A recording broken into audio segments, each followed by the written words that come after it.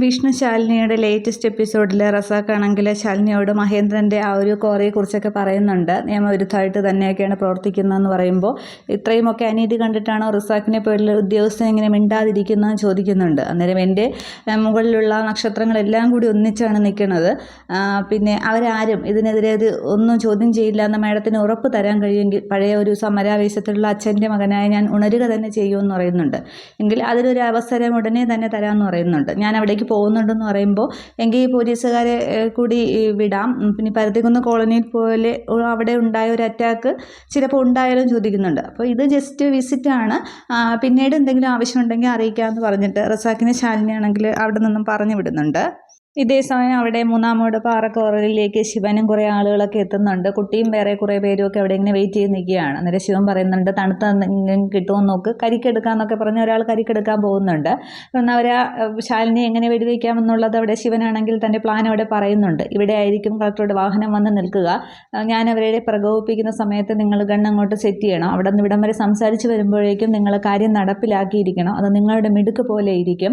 പിന്നെ എവിടെ നിന്നാണ് വെടിവെച്ചതെന്നുള്ള ആർക്കും തോന്നാനായിട്ട് പാടില്ല. കളക്ടർക്ക് വെടിയേൽക്കുമ്പോൾ പെട്ടെന്ന് ഹോസ്പിറ്റലിൽ എത്തിക്കാനായിരിക്കും നോക്കുന്നത്. അപ്പോൾ ആ വണ്ടിയുമായിട്ട് അവർ പോകുമ്പോൾ നമ്മുടെ മെയിൻ ഗേറ്റിൽ ഏതെങ്കിലും ഒരു ലോഡുമായിട്ട് വാഹനം പോകുമ്പോൾ അതവിടെ ക്ലോസ് ആവുകയാണ് വേണ്ടത്. അപ്പോൾ കളക്ടർ നമ്മുടെ മുന്നിൽ കിടന്ന് തന്നെ അന്ത്യശ്വാസം വലിക്കും എന്നൊക്കെ പറഞ്ഞ് ശിവനാണെങ്കിൽ ഇങ്ങനെ ആർത്തട്ടഹസിക്കുകയും ചിരിക്കുകയും ഒക്കെ ചെയ്യുന്നുണ്ട്.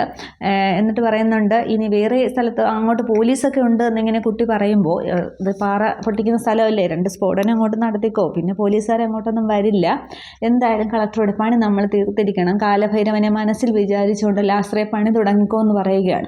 പിന്നെ ശിവൻ സാറല്ലേ എൻ്റെ കൂടെ ഉള്ളത്, പിന്നെ ഞാൻ എന്തിനാണ് പേടിക്കുന്നതെന്ന് പറയുമ്പോൾ ഇത് ശിവോഹം എന്നിങ്ങനെ ആ കരിക്കങ്ങെടുത്ത് എറിഞ്ഞിട്ട് ശിവൻ പറയുമ്പോൾ മച്ചമ്പിക്ക് ഇത് നിയോഗം, പിന്നെ കളക്ടർക്ക് ഇത് വിയോഗം എന്നിങ്ങനെ പറഞ്ഞ് എല്ലാവരും കൂടി ഒരു കൂട്ട ചിരിയാണ് നടത്തുന്നത്. ഈ സമയത്ത് ശാലിനി ഇങ്ങനെ അവിടേക്ക് വരുന്നതും കാണിക്കുന്നുണ്ട്.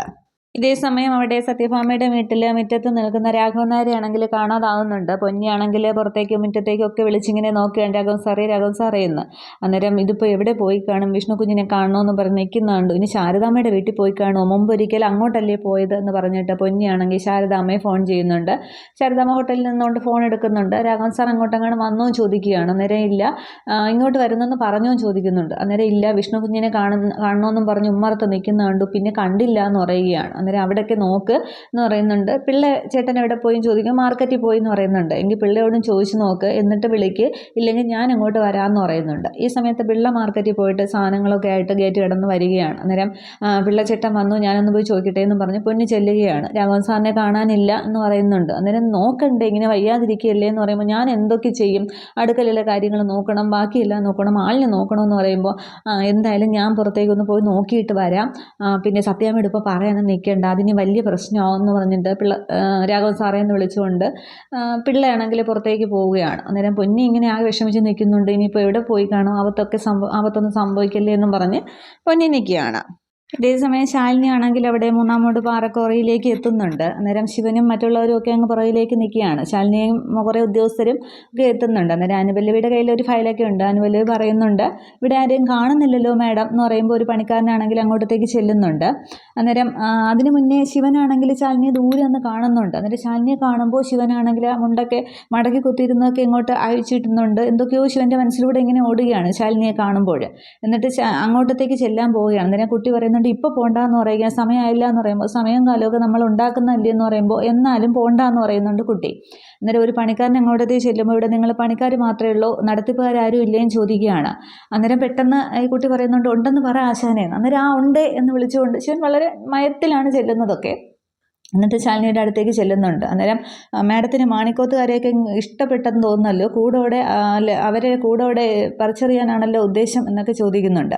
അന്നേരം ഒരു കയ്യാങ്കളിക്കാണ് നിങ്ങൾ വന്നിരിക്കുന്നതെന്നുണ്ടെങ്കിൽ എനിക്ക് പോലീസിനെ വിളിക്കേണ്ടി വരും, അല്ലാതെ മാന്യമായിട്ട് മര്യാദയായിട്ട് ഞാൻ പറയുന്നത് കേൾക്കാനുള്ള മനസ്സാണെങ്കിൽ അതുപോലെ നടക്കുമെന്ന് പറയുന്നുണ്ട്. അന്നേരം മാഡം പറയുന്നതെന്തും കേൾക്കാനായിട്ട് നമ്മൾ തയ്യാറാണ്, പിന്നെ അതുകൊണ്ടല്ലേ മാഡം ഒരു പോലീസിനെ പോലും കൂട്ടാതെ ഇങ്ങോട്ടത്തേക്ക് വന്നത്, മാഡം എന്താണെന്ന് വെച്ചാൽ പറഞ്ഞാട്ടെ എന്ന് പറയുന്നുണ്ട്. അന്നേരം പരിസരവാസികളൊക്കെ ഒക്കെ പരാതി തന്നിട്ടുണ്ട്. ഈ കോറി മലിനീകരണ നിയന്ത്രണം പോലും ഇല്ലാതെ അനധികൃതമായിട്ടാണ് പ്രവർത്തിക്കുന്നത്, ചുറ്റുമുള്ളവർക്ക് സഞ്ചാര സ്വാതന്ത്ര്യം പോലും നിഷേധിക്കുന്നു എന്നിങ്ങനെ പറയുന്നുണ്ട്. അതുകൊണ്ട് ഇത് പൂട്ടിക്കാനാണ്, സീല് വെക്കേണ്ടി വരും എന്നിങ്ങനെ പറയുമ്പോൾ ശിവൻ ചോദിക്കുന്നുണ്ട്, പക്ഷേ ഇതുകൊണ്ട് ഈ കോറി കൊണ്ട് കുറേ പാവങ്ങൾ ജോലിക്കാർ കഴിഞ്ഞു പോകുന്നുണ്ട്, അപ്പോൾ അവരുടെ കാര്യവും പട്ടിണിയാവില്ലേ, അപ്പോൾ അതും മാഡത്തിൻ്റെ പരിഗണനയിൽ വരില്ലേ എന്ന് ചോദിക്കുകയാണ്. അന്നേരം ശാലിനി പറയുന്നുണ്ട്, അവരെ സർക്കാർ അതനുസരിച്ച് പ്രവർത്തിക്കുന്ന കോറിയിലേക്ക് ജോലിക്ക് എടുക്കണമെന്നല്ലേ, അതും എൻ്റെ പരിഗണനയിലുണ്ട്, നിങ്ങൾ സഹകരിച്ചാലെന്ന് പറയുന്നുണ്ട്. അന്നേരം ആയിക്കോട്ടെ മാഡം പറയുന്നത് എന്താ സ്വീകരിക്കാനായിട്ട് നമ്മൾ തയ്യാറാണ് എന്നിങ്ങനെ ശിവൻ സംസാരിക്കുമ്പോൾ കുട്ടി മനസ്സിൽ കരുതുകയാണ്, ഇതൊക്കെ എന്താ ഈ മച്ചമ്പി ഇപ്പോൾ പറഞ്ഞു കൂട്ടുന്നത്, ഇതിപ്പോൾ അവരുടെ കൂടെ നിന്നിട്ട് നമ്മുടെ സ്വന്തം സ്ഥാപനത്തിന് എതിരായിട്ട് സംസാരിക്കുകയാണല്ലോ എന്നൊക്കെ ഇങ്ങനെ കുട്ടി മനസ്സിൽ കരുതുകയാണ്. തുടർന്ന് ശാലിനി ഇങ്ങനെ നോക്കുന്നുണ്ട് ശിവൻ്റെ ഒരു സംസാരത്തിലൊക്കെ. എന്നിട്ട് അനുപല്ലവിയോട് അവരോട് ആ ഫയൽ കൊടുക്കാൻ ഓർഡർ ഒപ്പിട്ട് വാങ്ങാനായിട്ട് പറയുന്നുണ്ട്. അന്നേരം പിറകിൽ നിൽക്കുന്ന ആ ഒരു ഉദ്യോഗസ്ഥനാണെങ്കിൽ ആ ഒരു പേപ്പർ അടങ്ങുന്ന ഫയലാണെങ്കിൽ ശിവൻ്റെ കയ്യിലേക്ക് വെച്ച് കൊടുക്കുന്നുണ്ട്. എന്നിട്ട് അനുപല്ലവി പേനയും കൊടുക്കുകയാണ്. അന്നേരം ഇവിടെ ഒപ്പിടുന്ന് പറയുമ്പോൾ ശിവൻ ഇങ്ങനെ ആലോചിക്കുന്നുണ്ട്. അന്നേരം ശാലിനി മനസ്സിൽ കരുതുകയാണ്, പ്രതീക്ഷിച്ചതുപോലെയുള്ളൊരു പെരുമാറ്റം അല്ലല്ലോ, ഇനിയിപ്പോൾ നമ്മുടെ കൂടെ നിന്നിട്ട് ഇനി ചതിക്കാൻ വേറെ എന്തെങ്കിലും പ്ലാൻ ഉണ്ടോ. അതിനു മുന്നേ ശാലിനി പറയുന്നുണ്ട്, മുതലാളിക്ക് തന്നെയാണ് ഇതിപ്പോൾ പൂട്ടിക്കാനായിട്ട് അത്യാവശ്യമെങ്കിലും നമുക്ക് പിന്നെ ഒന്നും പറയാനില്ലല്ലോ എന്ന് പറഞ്ഞിട്ടാണ് ആ പേപ്പർ കൊടുക്കുന്നതൊക്കെ. അന്നേരവും കുട്ടി മനസ്സിൽ കരുതുകയാണ്, ഇതെന്താ ഇപ്പോൾ മച്ചമ്പി പറഞ്ഞു കൂട്ടുന്നത്, ഇനി ഇതിപ്പോൾ മച്ചമ്പിയുടെ ഒരു അടവായിരിക്കുമോ, ചാകാൻ പോകുന്ന കളക്ടർക്ക് അവസാനമായിട്ട് കൊടുക്കുന്ന എന്തെങ്കിലും ഒരു ആഗ്രഹസാധ്യം എന്നൊക്കെ ഇങ്ങനെ കുട്ടി മനസ്സിൽ കൂട്ടുകയാണ്. അന്നേരം പേന വെച്ചിട്ട് ശിവനിങ്ങനെ ഒപ്പിടാതെ ഇങ്ങനെ നോക്കുന്നുണ്ട്. ശാലിനിയൊക്കെ ഇങ്ങനെ ശ്രദ്ധിക്കുകയാണ്. അന്നേരം ആ ഒരു വിഷ്ണുവും ശാലിനിയും തമ്മിലുള്ള ആ ഒരു സീനാണ് ശിവൻ്റെ മനസ്സിലൂടെ ഇങ്ങനെ കാണിക്കുന്നതൊക്കെ. അന്നേരം ശിവനാണെങ്കിൽ ഇങ്ങനെ തല ഉയർത്തി ഇങ്ങനെ ലാസറിനെ നോക്കുന്നുണ്ട്.